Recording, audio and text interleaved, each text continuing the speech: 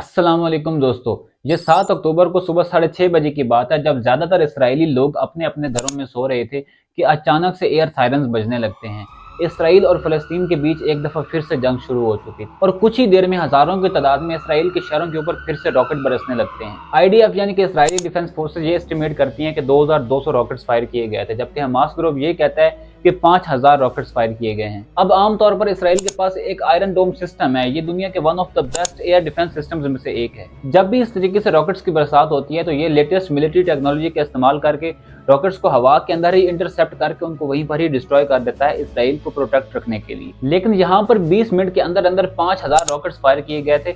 ये आयरन डोम सिस्टम भी नाकाम रहा। वहां पर हजारों की तादाद में लोग इसराइल के अंदर मारे गए और बहुत सारे जख्मी भी हुए इन अटैक्स के अंदर। ये सरप्राइज अटैक पिछले कई दहाइयों में सबसे बड़ा हमला था इसराइल और पैलेस्टीन कॉन्फ्लिक्ट के दरमियान, और ये याद दिलाता है योम किपर वॉर की। आज से तकरीबन 50 साल पहले अक्टूबर 1973 में सीरिया और इजिप्ट ने एक सरप्राइज अटैक किया था इसराइल के ऊपर, और उसके बाद एक वॉर छिड़ गई थी जिसको योम किपर वॉर बुलाया जाता है। और अभी का ये हमला भी किसी फुल स्केल वॉर से कम नहीं था। हमास ने इन रॉकेट्स के अलावा एक मल्टी प्रॉम्प्ट अटैक किया है, हवा से, जमीन से और समंदर से। हमास इजराइल बॉर्डर पर एक जो बाउंड्री थी उसको गिरा दिया गया था एक बुलडोजर की मदद से। कई पैलेस्टीनियन इजरायली बाउंड्री के अंदर घुसते हुए दिखे गए, कुछ मोटरसाइकिल्स पर और कुछ मोटर पावर्ड हैंग ग्लाइडर्स के जरिए। ये हवा के थ्रू इसराइल में घुसे। इसके अलावा समंदर के थ्रू स्पीड बोट्स के जरिए भी हमास के लोगों ने इसराइल के ऊपर हमला किया। कई सारे इवेंट्स हुए इस एक दिन के अंदर अंदर। इसराइल गाजा बॉर्डर पर एक मिलिट्री बेस पर भी हमला किया गया। इजरायली टैंक को भी कैप्चर किया गया। यहाँ पर कई इजरायली सोल्जर्स को कैप्चर कर उनको कैदी बना लिया गया है हमास ग्रुप की तरफ से। और बॉर्डर पर मौजूद जो इसराइल के गांव और शहर थे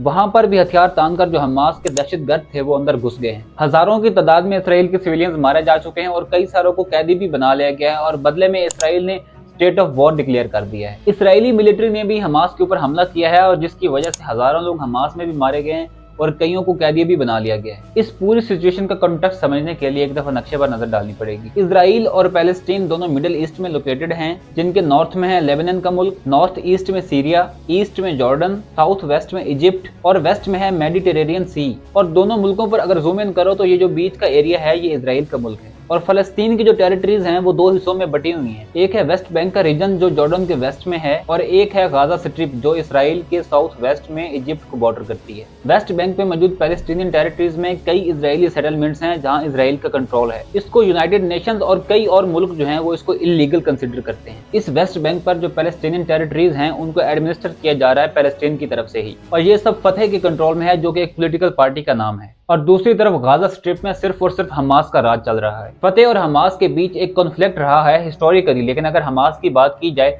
तो ये एक एक्सट्रीमिस्ट पैलेस्टीनियन ऑर्गेनाइजेशन है जिसको बहुत सारे मुल्क दहशतगर्द भी डिक्लेयर करते हैं। Canada, European union, Israel, Japan, Australia, USA और यूके हमास को एक टेररिस्ट ऑर्गेनाइजेशन डिक्लेयर करते हैं, लेकिन दूसरी तरफ इसको टेररिस्ट नहीं भी डिक्लेयर किया जाता। Brazil, China, Egypt, Iran, Norway, Qatar, Russia, Syria और तुर्की की तरफ से। फिर कुछ मुल्क ऐसे भी हैं जो हमास का सिर्फ मिलिट्री विंग को एक टेररिस्ट ऑर्गेनाइजेशन मानते हैं, जैसे कि न्यूजीलैंड और पैराग्वे। ये चीज जियोलॉजिकली काफी रेलेवेंट है क्योंकि आगे आप देखेंगे कि आज जो सिचुएशन हो रही है दुनिया के अलग अलग मुल्क उसके ऊपर कैसे एक्शन कर रहे हैं। अभी की लड़ाई का जो नक्शा है आप देख सकते हैं कि गाजा स्ट्रिप जो है वो रेड कलर में है, और इजराइल की टेरिटरी के कितना अंदर घुस गए हैं पैलेस्टीनियन मिलिटेंट्स इसको आप ब्लू कलर से देख सकते हैं। हमास के मिलिट्री कमांडर मोहम्मद अल-देफ ने इस पूरे हमले को ऑपरेशन अल अक्सा फ्लड का नाम दिया है और कहा है कि हमास ऐसा सिर्फ इसलिए कर रहा है क्योंकि इसराइल ने हमास के लोगों के ऊपर बहुत ज्यादा जुल्म किया है। स्पेसिफिकली ये उस चीज का रिस्पॉन्स है जो अल अक्सा मस्जिद के अंदर हुआ था। इसराइल ने रिस्पॉन्स में अपना जो हमला लॉन्च किया है उसको ऑपरेशन आयरन सोर्ड का नाम दिया गया है। इजरायली डिफेंस फोर्सेस जिन्हें आईडीएफ शॉर्ट में कहा जाता है, इन्होंने अपनी नेवी, एयरफोर्स और ग्राउंड फोर्स को तैनात किया है अलग अलग जगहों पर, और इसके साथ साथ इन्होंने गाजा में ड्रोन स्ट्राइक्स भी लॉन्च किए हैं। इजराइल के एनर्जी मिनिस्टर ने एक ऑर्डर लॉन्च किया है कि गाजा के अंदर जो बिजली जा रही है उसकी सप्लाई भी काट दी जाए, क्योंकि काफी हद तक ये बिजली इजराइल के थ्रू ही सप्लाई की जाती है गाजा में। इजराइल के प्राइम मिनिस्टर बेंजामिन नेतन्याहू ने एक टेलीविजन एड्रेस में कहा,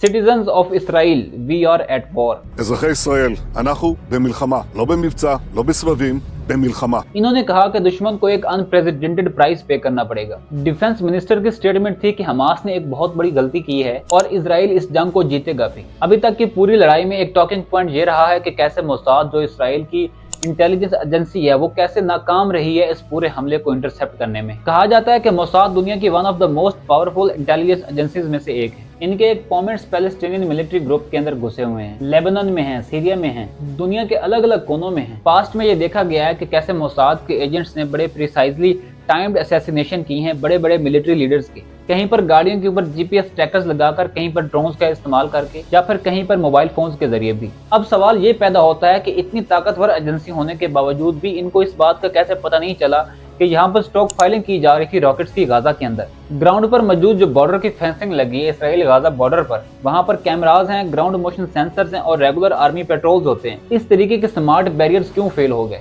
डोमेस्टिकली बहुत ज्यादा क्रिटिसिज्म फेस करना पड़ रहा है इसराइल की हुकूमत को। फॉर्मर इसराइल के जो नेवी के जो हेड थे, उन्होंने इसराइल के एक टीवी चैनल 12 को कहा कि यह हुकूमत का एक बहुत बड़ा फेलियर है। पूरा इसराइल पूछ रहा है कि कहाँ है आईडीएफ, कहाँ है पुलिस और कहाँ है सिक्योरिटी। उन्होंने बीबीसी को बताया कि एक मेजर इन्वेस्टिगेशन शुरू हो चुकी है इस इंटेलिजेंस फेलियर को लेकर। टाइम्स ऑफ इसराइल में छपी इस खबर को भी देखिए, जिसके मुताबिक इजिप्ट के इंटेलिजेंस ऑफिशियल्स ने बार बार इसराइल को वार्निंग दी थी कि कुछ बड़ा होने वाला है, और हर बार उन वार्निंग्स को इग्नोर किया गया। दूसरी तरफ इंटरनेशनल रिएक्शंस की बात करें तो अमेरिका के जो प्रेसिडेंट हैं जो बाइडेन, उन्होंने भी इस हमले को कंडेम किया है और उन्होंने कहा है कि वो रॉक सॉलिड और अनवेवरिंग सपोर्ट दिखाते हैं इसराइल के फेवर में। यूरोपियन यूनियन के फॉर्मर चीफ का भी यही कहना था कि वो स्ट्रांगली कंडेम करते हैं इस अटैक को और कहते हैं कि इंटरनेशनल लॉ के मुताबिक इसराइल के पास खुद को डिफेंड करने का हक है, और इन्होंने ये भी कहा है कि इजरायली हॉस्टेजेस को इमीडिएटली रिलीज किया जाए। ईरान का मुल्क जो कि एक अच्छा सपोर्टर रहा है हमास का, उनकी फॉरेन पॉलिसी ये कहती है कि हमास का हमला एक एक्ट ऑफ सेल्फ डिफेंस था पैलेस्टीनियन की तरफ से। पैलेस्टीन के जो प्रेसिडेंट हैं महमूद अब्बास, वो ऑफिशियल न्यूज एजेंसी WAFA को कहते हैं कि Palestinian have right to defend themselves against terror.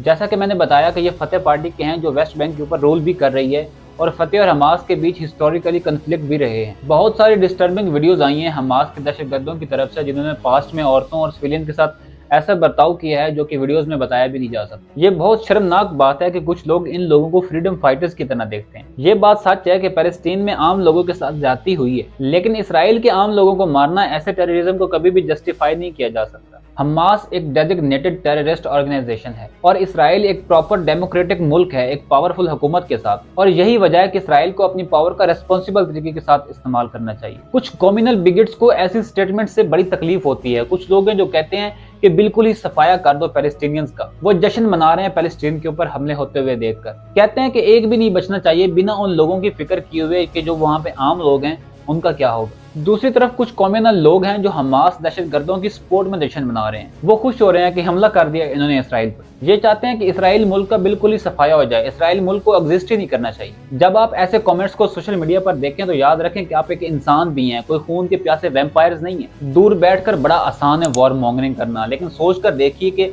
अगर वहां पर आप होते जहां पर ये वॉर हो रही है तो क्या होता। इसराइल और पैलेस्टीन के जो आम लोग हैं उनके ऊपर क्या बीत रही होगी। रोजमर्रा की जिंदगी बिल्कुल ही थम जाना और इस डर के अंदर जीना कि कब कौन सा रॉकेट आपकी बिल्डिंग से आके टकरा जाए। इसराइल भी इस चीज को दिखाने की कोशिश कर रहा है कि वो कितना रिस्पॉन्सिबल तरीके से अपना काउंटर ऑफेंसिव कर रहा है। अब एक 14 मंजिला पैलेस्टीन की इमारत पर एयर स्ट्राइक की गई थी, लेकिन एयर स्ट्राइक करने से पहले 10 मिनट की वार्निंग दी थी इसराइल ने कि इस बिल्डिंग में रहने वाले लोग जो हैं वो इवैक्यूएट करके छोड़ दें इस बिल्डिंग को, क्योंकि इस बिल्डिंग के अंदर एक बॉम्ब गिरने वाला है। ऐसी वार्निंग्स पहले भी देखी गई हैं, जैसा कि फातिमा बशीर की फैमिली को वार्निंग दी गई थी इसराइली एयर स्ट्राइक से पहले, या फिर अगस्त 2022 गाजन्स को 15 मिनट की वार्निंग दी थी इसराइली एयर स्ट्राइक से पहले। हालांकि इसराइल ये कहता जरूर है, लेकिन सच्चाई ये भी है कि बहुत सारे पैलेस्टीनियन सिविलियंस जो हैं वो इसराइली एयर स्ट्राइक के अंदर मारे गए हैं। उम्मीद यही करते हैं कि इन दोनों मुल्कों में अमन देखने को मिले, लेकिन अभी की सिचुएशन देखकर यही लगता है कि ये जो वॉर है ये अभी काफी देर तक चलेगी। वीडियो अगर आपको पसंद आई हो नीचे सब्सक्राइब के बटन को क्लिक करें ऐसे ही और इन्फॉर्मेटिव और हिस्टोरिकल वीडियोस देखने के लिए।